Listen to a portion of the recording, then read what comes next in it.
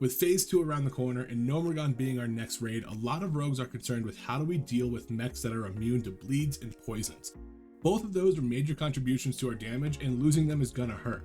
But we've just got some big news about Mutilate that might just save rogues. Mutilate is an iconic rogue move. Everyone knows the double dagger icon, the double dagger attack, and of course the double combo point generation. For the longest time we've seen Mutilate at 60 energy or even 50 energy. But what if we could get it at 40 energy? Well, according to some recently Datamine info, that very well could be the case. So in today's video, let's see if Mutilate can save rogues in Phase 2. Let's start off with builds. How will a Mutilate build look for both DPS and tanks? Because yep, tanks would be mutilating as well. First, DPS. Let's get 2 points into lightning reflexes and 3 points into improved gouge. Follow that with 3 points into improved backstab, because remember, all backstab talents work for Mutilate. 5 points into precision, 2 points into endurance. You can also put this into improved sprint, that's up to you. 5 points into dual wield spec. This will improve your Mutilate damage, by the way. 1 point into blade flurry, 5 points into dagger specs, 2 points into expertise, and 2 points into aggression.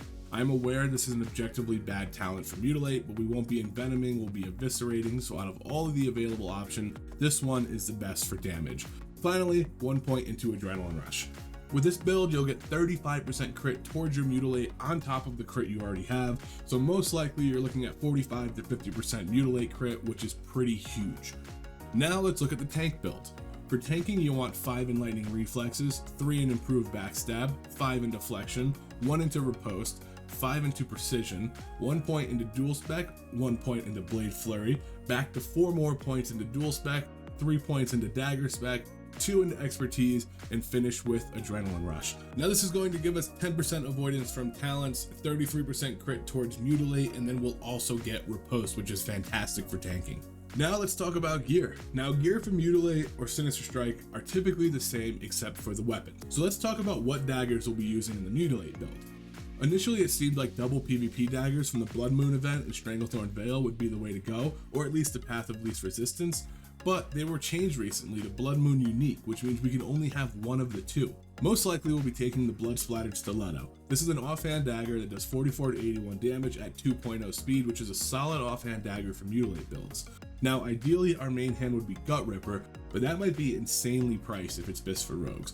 So the notch slightly below it would be the Toxic Revenger 2. This does 43 to 80 damage at 1.8 speed, and chance on hit deals 30 nature damage every 5 seconds to any enemy in an 8-yard radius around the caster for 15 seconds. Now this is very close, if not the same damage, DPS, and speed as Gut Ripper. The only difference is this deals 30 nature damage every 5 seconds, whereas Gut Ripper just does a blast of 95 to 122 damage, which makes it a little better. But then again, it might be insanely priced, so the Toxic Revenger being a drop from raid is going to make it easier to get, believe it or not, than the Gut Ripper will. Alright, let's talk about sims. Now for sims, we are using Simonize's sim sheet and we adjust Mutilate down to 40 energy, so let's compare Mutilate to a Combat Fist build. So first we're going to look at the combat build. We've got Fist Gear. This is against mechs that are immune to bleed and poison, using Sinister Strike as the primary builder, primary finisher being Slice and Dice, and secondary finisher being Eviscerate against bosses with a 2-level difference, which is what we saw in BFD. Now this kicks out 347 DPS.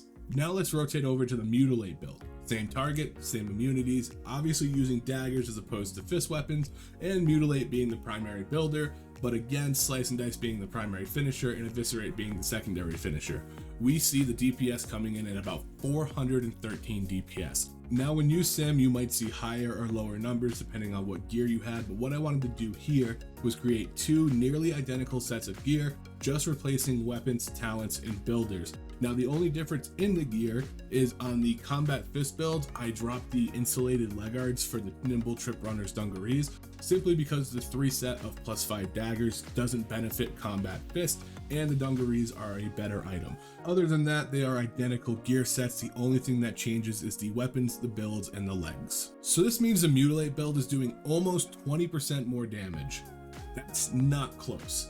I was hoping they were going to be a little bit closer so that people had some options to play with, but this is making the clear winner going into Phase 2, Mutilate.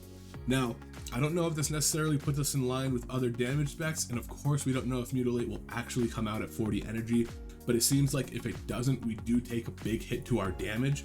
So right now we'll have to wait and see what happens and pay attention to any changes that head our way, but it looks like 40 energy Mutilate is going to be a very good thing for rogues and a much needed option for rogues going into Gnomeregan.